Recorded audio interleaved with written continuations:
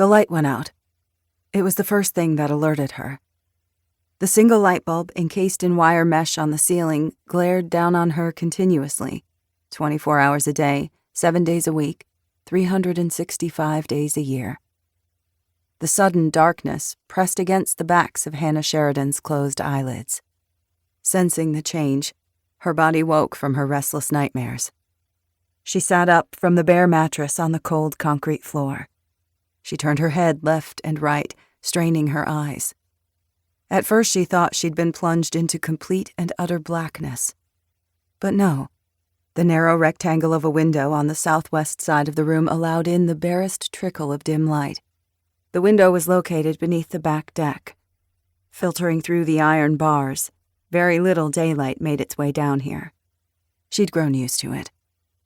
Hannah blinked, let her eyes adjust. Shadowy shapes appeared. The beanbag in the corner, the doorless bathroom across from her, the small fridge, the rolling cart with the microwave, the narrow counter with the sink and cabinet where she kept her dishes along the far wall. The silence was the second thing. She was used to quiet, but this was something else. The rumble of the generator outside the window, the buzz of the small fridge, the cycling of air from the heating and air conditioning unit. Everything had gone still and silent. No sound but her own breathing. For several long minutes, she didn't move. Was this another trick? A trap, just waiting to spring its jaws? She was used to tricks, too. She lived inside a trap. The light didn't come back on. The fridge didn't buzz. The generator didn't rumble back to life. She glanced at the tiny camera affixed to the ceiling above the secure metal door. The little glowing green dot no longer glowed. The camera was blind. The power had never gone out before. He came and checked it often, made sure everything worked, and remained in pristine condition. The electricity, the water, the heat, the camera, the security system. The generator kept her alive. It also kept her trapped. Slowly, she pushed aside her 2 blankets and rose from the mattress in the corner of the room. Her bare feet hit the chilly concrete floor, but she barely noticed. Her mind spun and whirred, confused thoughts ricocheting against her skull. Nothing made sense. Why would the power go out?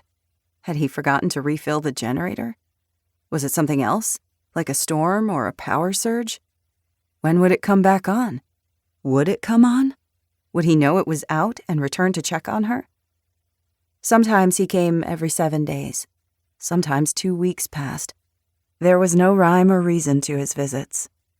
No way to tell how many days she'd need to survive before he returned. If he returned. It was easy to lose track of time here. At first, tracking the days had been of crucial importance, counting the hours, the days, weeks, months, then the years. Always hoping for rescue, praying for it, desperate for an escape that never came. She looked at the calendar she'd made with chalk on the wall above the mattress. It was too dim to see them, but her mind conjured the images clear as day. She'd stared at those blunt marks hundreds, thousands of times. She knew it was day by the dull gray light. But what day? What month? November? December? Or even later? When had she stopped keeping track? Only a few weeks. No, it was longer. Maybe even months.